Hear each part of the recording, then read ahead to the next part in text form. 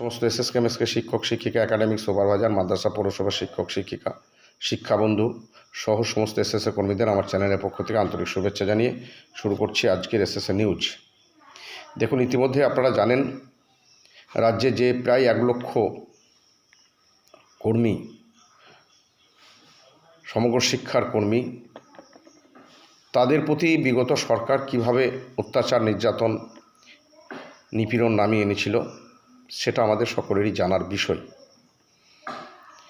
এবং আমরা বারবার দরবার করেও সরকারের কাছ থেকে কোনো রকম সুরাহা আমরা পাইনি, বরং সরকারের কাছ থেকে আমাদের আন্দোলনের বিষয় শুনতে হয়েছিল যে অনেকেই রাস্তায় কুকুরের মতো ঘেউ ঘেউ করছে, চাইলেই সব কিছু পাওয়া যায় না, আমার কি টাকার গাছ আছে, এই ধরনের বিভিন্ন রকম বিরূপ মন্তব্য শিক্ষকদের প্রতি বিগত সরকার করেছিল। অথচ এই শিক্ষা ব্যবস্থাটাকে তারা লাটে তুলে দিয়ে শিক্ষার সমস্ত মন্ত্রী থেকে আরম্ভ করে সমস্ত আধিকারিকদের চোরে পরিণত করেছিল এবং গোটা শিক্ষা ব্যবস্থাটাই জেলের মধ্যে ঢুকে গিয়েছিল। তো এই জায়গায় দাঁড়িয়ে আমাদের যে ন্যায্য দাবি, সেই দাবিগুলোকে তারা কখনোই গুরুত্ব দেয়নি, বরং আমাদের প্রতি আরও নির্যাতন বাড়িয়েছিল। সবশেষে আমাদের সমস্ত সংগঠন ঐক্যবদ্ধভাবে একটা মঞ্চ তৈরি করে 2025 সালের শেষ দিক থেকে লাগাতার আন্দোলন কর্মসূচি আমরা নিয়েছিলাম সমগ্র শিক্ষা বাঁচাও মঞ্চের নেতৃত্বে। এবং সবশেষে আমরা যেটা অফিসিয়াল জানতে পেরেছিলাম যে আমাদের এই সমগ্র শিক্ষার কর্মীদের জন্য একটা ফাইল তৈরি হয়েছে, কিন্তু সেই ফাইলটাকেও তারা কার্যকারী করলো না। ফলে বাধ্য হয়েই একরকম সমগ্র শিক্ষার কর্মীরা এই সরকার পরিবর্তনের, ওই সরকার মানে এই সরকার নয়, বিগত সরকার তৃণমূল সরকার পরিবর্তনের ডাক দিয়েছিল। সেখানে কম বেশি সকলেরই অংশগ্রহণ ছিল, যদিও কতিপয় পার্শ্ব শিক্ষকের 1-2 জন নেতৃত্ব, তারা নাকি এই সরকার পরিবর্তনে তাদের ভূমিকাই সবচেয়ে বেশি বলে দাবি করছে। আবার সেই নেতৃত্বই কয়েক মাস আগে সরকার বিরোধী কথা বললে তিনি তার বিরোধিতা করে বলেছিলেন যে না, সরকারের পাশে থেকেই দাবি আদায় করতে হবে। যাই হোক, পরস্পর বিরোধী কথাবার্তা। আমি কিছু মনে করবেন না, পার্শ্ব শিক্ষকদের উদ্দেশ্যে যেটা বলতে চাই, কতিপয় পার্শ্ব শিক্ষক, মানে হয়তো খুব বেশি হলে 10%, 90% পার্শ্ব শিক্ষকদের ওই ধরনের মানসিকতা ছিল না। তারা সকলেই ঐক্যবদ্ধভাবে সমগ্র শিক্ষার বাঁচাও মঞ্চের নেতৃত্বে সমগ্র শিক্ষার সমস্ত কর্মীদের জন্য যাতে সুব্যবস্থা হয় তার জন্য অংশগ্রহণ করেছিলেন। তো এখন ঘটনা হচ্ছে, আমি একটা বিষয় খুব ভালো করে মনে পড়িয়ে দিতে চাই। যে সমস্ত পার্শ্ব শিক্ষক বন্ধু কতিপয়, আমি আগেই বলেছি খুব বেশি হলে 10%, যারা নিজেদেরকে অনেক বেশি বড় বলে মনে করছেন, তারা ভুল ভাবছেন। বিগত আমার যতটুকু মনে আছে, এসএসকেএমএসকের শুরু হয় 1999 সালে। সামান্য কয়েকটা এসএসকে এবং সামান্য 2-1টা এমএসকে তৈরি হয়েছিল। তারপর বেশিরভাগটাই তৈরি হয়েছিল 2003 সালে, অর্থাৎ পার্শ্ব শিক্ষকদের জন্মেরও আগে। পার্শ্ব শিক্ষক জন্ম নিয়েছিল 2004 সালে, অর্থাৎ আমাদের এসএসকেএমএসকের বয়স যদি ধরা হয় 1999 সাল থেকে 27 বছর হচ্ছে, পার্শ্ব শিক্ষকদের 2004-এর পর থেকে 22 বছর। তো এই 22 বছর বা 27 বছর যাই বলুন না কেন, পার্শ্ব শিক্ষকদের সাম্মানিকের চেয়ে এসএসকেএমএসকে শিক্ষক শিক্ষিকাদের সাম্মানিক 2018 সাল পর্যন্ত বেশি ছিল, প্রায় 800 থেকে 1000 টাকা বেশি ছিল। তারপর 2018 সালে পার্শ্ব শিক্ষকদের সাম্মানিক বৃদ্ধি হয়ে প্রাথমিকে 10,000 এবং উচ্চ প্রাথমিকে 13,000 হয়, এবং তার পরের বছর এসএসকেএমএসকে শিক্ষক শিক্ষিকাদের সাম্মানিক বৃদ্ধি হয়ে এসএসকেদের 10,000, এমএসকেদের 13,000 হয়। এবং 3% ইনক্রিমেন্ট চলতে থাকে, অর্থাৎ একই লেভেলে দাঁড়িয়ে থাকে। কখনোই এসএসকেএমএসকের চেয়ে পার্শ্ব শিক্ষকদের সাম্মানিক বেশি ছিল না, আজও পর্যন্ত নেই।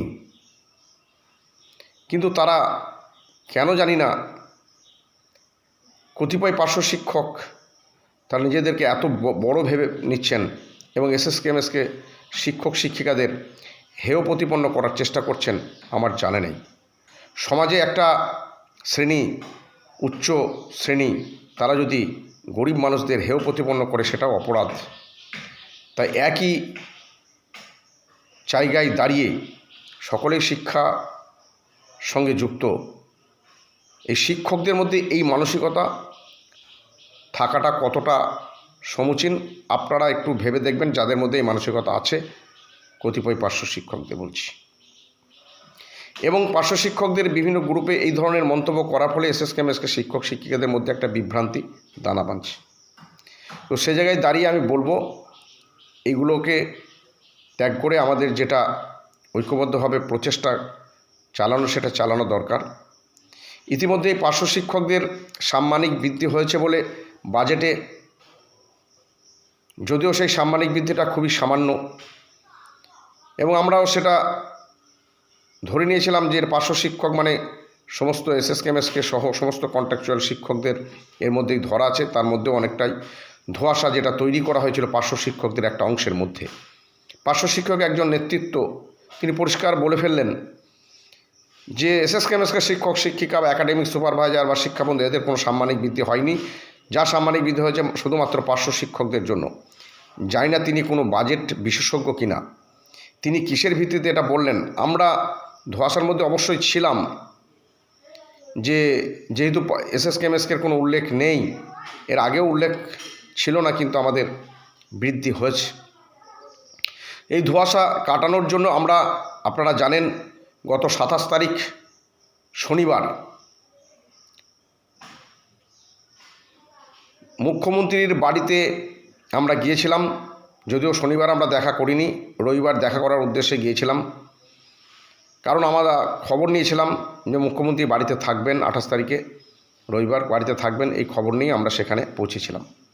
তো যাই হোক, যে কোনো কারণেই হোক, অনেক চেষ্টা চরিত্র করার পরেও আমরা মুখ্যমন্ত্রীর সঙ্গে সরাসরি দেখা করতে পারিনি, কিন্তু মুখ্যমন্ত্রীর কাছে আমাদের সমস্ত দাবি দাওয়া আমরা পৌঁছে দিতে পেরেছি। সবশেষে আমরা মুখ্যমন্ত্রীর সঙ্গে দেখা করার কাজে যখন ব্যর্থ হই, তারপর আমরা মুখ্যমন্ত্রীর বাবার সঙ্গে কথা বলে সমস্ত দাবিপত্র মুখ্যমন্ত্রীর বাবার কাছে আমরা পৌঁছে দিয়েছি এবং উনি আশ্বস্ত করেছেন যে না, আপনাদেরও সাম্মানিক বৃদ্ধি ধরা হয়েছে। কারণ আমরা জানি এবং স্থানীয় লোকদের কাছে যেটা জানতে পারলাম, মুখ্যমন্ত্রী প্রথম 10-15 দিন অনেকের সঙ্গে দেখা করেছেন, তারপর থেকে আর দেখা করেন না। যা কিছু কথা বলার বা যা কিছু দাবিপত্র দেওয়ার অফিসিয়ালি দেওয়া হয় বা ওনার বাবার হাতে দেওয়া হয়, ওনার বাবা সেটা নিয়ে মুখ্যমন্ত্রীর কাছে পৌঁছে দেন। তো আমরা সেই কাজটা শেষ পর্যন্ত করতে সমর্থ হয়েছি। তো এই নিয়ে অনেকেই আবার যারা এইসব কাজকর্ম করছেন, যারা সংগঠনের জন্য রাজ্যের শিক্ষক শিক্ষিকাদের স্বার্থে নিজেদের মূল্যবান সময়টাকে নষ্ট করছেন, নিজেদের পকেটের কড়ি খরচ করে এই সমস্ত কাজ করছেন, খুব দুঃখের সঙ্গে বলতে হচ্ছে তাদেরও সমালোচনা করে যাচ্ছেন কতিপয় স্বার্থন্বেষী শিক্ষক বন্ধু। তারা বাড়িতে বসে বসে শুধু বুজুর্গি করছেন আর নেতৃত্বের সমালোচনা করার চেষ্টা করছেন, নিজের কিছু করার মরদ নেই। সেই আর কি বলবো, একটা গ্রাম্য ভাষা আছে, জায়গার বলছি না, এবং শিক্ষকের মুখে ওই ভাষা বলা যায় না।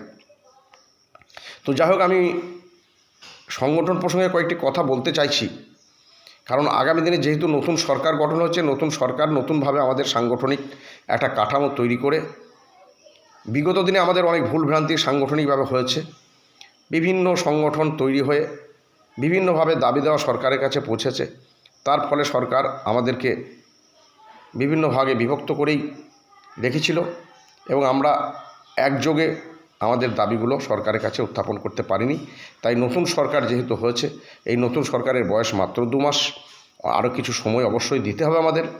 তো আমরা বলতে চাইছি, আমার ব্যক্তিগত মতামত, আগামী দিনে রাজ্যের সমস্ত জেলা থেকে 1-2 জন করে সাংগঠনিক দক্ষতা সম্পন্ন শিক্ষকদের নিয়ে, আমি বলবো তাদের বয়সটা কিছুটা কম হলে ভালো হয়, কারণ ইতিপূর্বে যারা নেতৃত্ব দিয়েছেন তাদের সকলেরই বয়স প্রায় 63, 64, 62 জায়গায় দাঁড়িয়ে গেছে।